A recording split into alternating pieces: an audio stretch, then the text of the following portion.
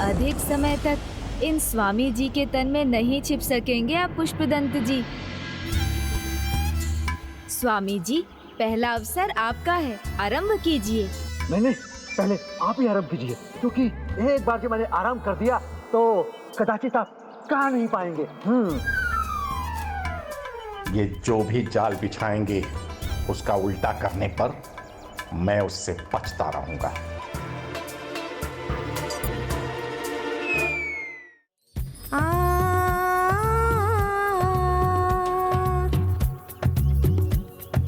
उगते सूर्य भोर हुई। हाँ हाँ, अस्त सूर्य सांझ हुई। तितलियों ने भरी बागों में उड़ान। सो गए पंछी सारे अपने मचान।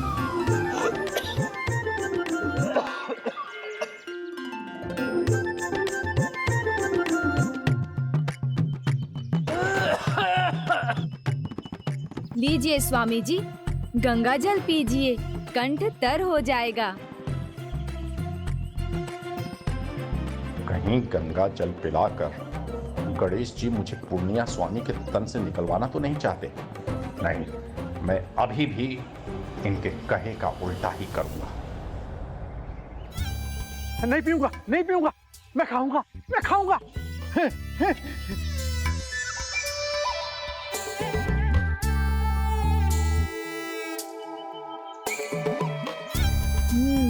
तो जो भी मैं कहूँगा उसका उल्टा करेंगे आप।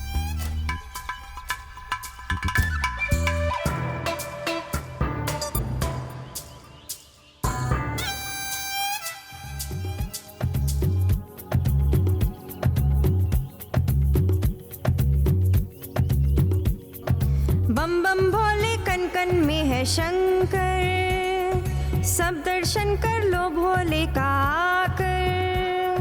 ये जीवन हो जगमग जगर जगमग जगर। बम बम डोले हर कण में है कंकर।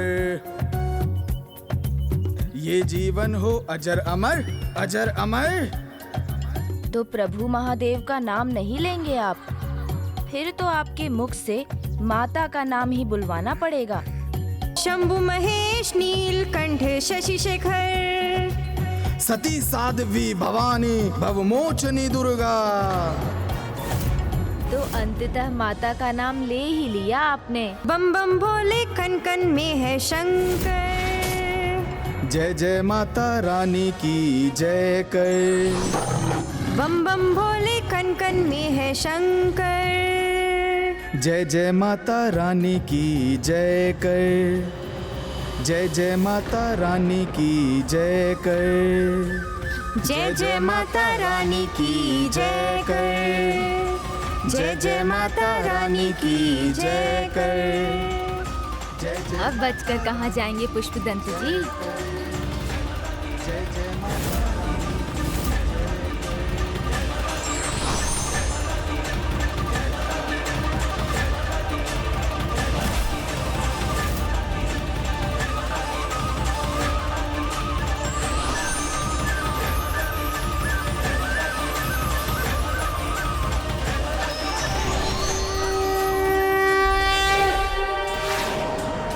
उलझ गए ना मेरी चाल में।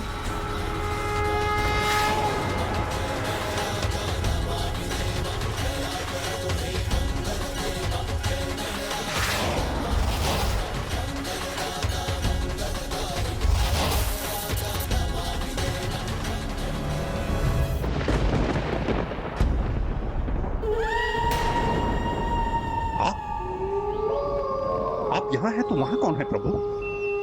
मैं वहाँ भी तो मैं ही हूँ। लीजिए स्वामी जी, गंगा जल पीजिए।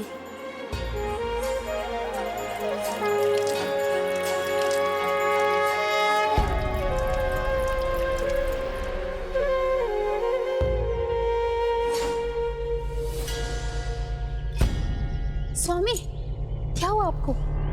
क्या हो गया था मुझे? एक भी नियम नहीं भंग करने वाला मैं आज इतने सारे नियम भंग करता चला गया।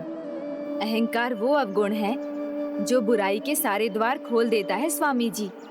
आज आपने अपनी भक्ति के अहंकार में बिना पांव धोए आसन ग्रहण करने की भूल जो की थी।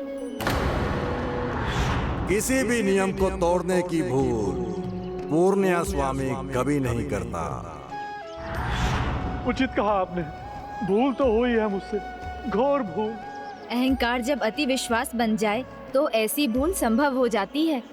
बुराई आपके भीतर की अच्छाई पर सेंध लगा देती है।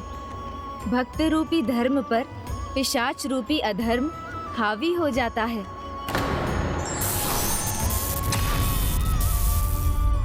मुझे क्षमा कर दीजिए पंडित जी, आज के बाद मैं ऐसी भूल कदापि नहीं करूंगा पंडित जी। अब स्वेच्छा से चलेंगे आप या फांस में बांध कर ले जाना होगा? पाश की क्या आवश्यकता है गणेश जी, कष्ट होता है, मैं स्वयं चलता हूँ वहीं जहाँ आप मुझे ले जाना चाहते हैं। गणेश जी, आप मुझे बार बार यहाँ क्यों लाना चाहते हैं? बार बार यहाँ से भाग क्यों जाते हैं आप? उचित है, उचित है। तो अब पूछूं? तो गणेश जी बताइए, बार बार मुझे यहाँ लौटाने से क्या प्राप्त होगा आपको? वचन दिया है इन्होंने, केवल वचन के लिए ही नहीं, आपको भक्ति का महत्व समझाकर इस पिशाच योनि से मुक्त कराना चाहते हैं, ताकि हम कैलाश में फिर से एक साथ रह सकें और प्रभु महादेव की कृपा का सौभाग्य प्राप्त कर सकें। मैं नहीं बदला। भक्ति का फल यदि मुझे देना होता तो क्षमा कर देते, दंड नहीं देते, ये अपने पास कैलाश में रखते, आसरा देते मुझे। बस भगवान को ही सब देना चाहिए था। आपको सब चाहिए उनसे, किंतु आपने क्या दिया उन्हें? अपने लाभ की चिंता सभी को सदा रहती है, किंतु एक पल के लिए भी कोई ये क्यों नहीं सोचता कि मुझसे किसी दूसरे का क्या लाभ हो रहा है? एक साधारण भक्त भगवान को भला क्या दे सकता है? अपना विश्वास, अपनी भक्ति, और इतना ही नहीं, भक्त चाहे तो अपने भगवान को आसरा भी। आसरा? उस सभी को आसरा देते हैं, उन भगवान को भला कोई आसरा कैसे दे सकता है? दे सकता है।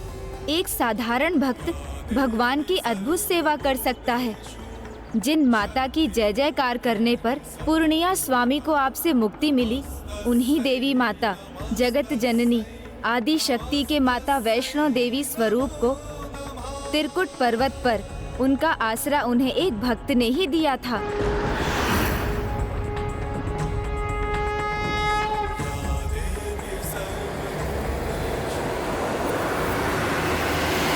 ओम जयंती मंगला काली भद्रकाली कपालिनी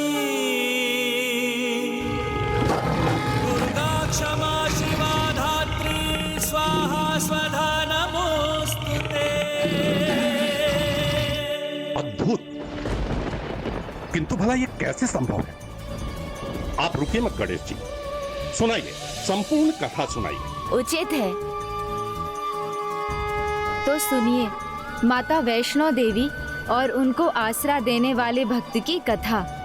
ये कथा प्रारंभ होती है कलयुग के आरंभ से, जो अपने प्रथम चरण में ही अत्यंत प्रबल हो उठा था, जो प्रभु श्री राम के परम भक्त चिरंजीवी श्री हनुमान की चिंता का कारण था। हनुमान जी प्रभु श्री राम अवतार के प्रस्थान के बाद भी गंधमादन पर्वत पर स्थित थे, जहां वो नियमित रूप से युगों तक अपने आराध्य प्रभु श्री राम की पूजा आराधना कर रहे थे। वहीं उन्होंने महान ऋषियों की सभा में भी भाग लिया था।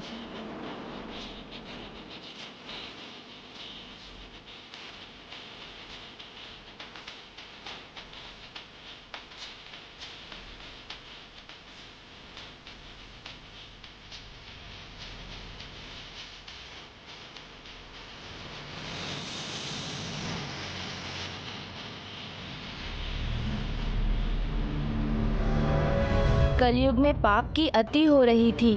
पुत्र लालच में अंधा होकर पिता की हत्या कर रहे थे। बच्चे तक संस्कार को भूलकर लाचार को सता रहे थे। लोग पूजा पाठ त्याग कर नृत्य, संगीत एवं द्यूत क्रीड़ा में मग्न हो रहे थे।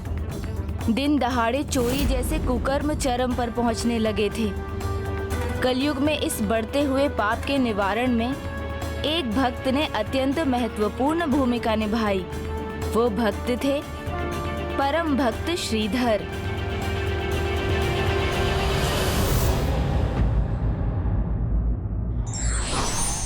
किसी भी व्यक्ति से भूल होना स्वाभाविक है, किंतु उसे मान लेना ही संस्कृति है।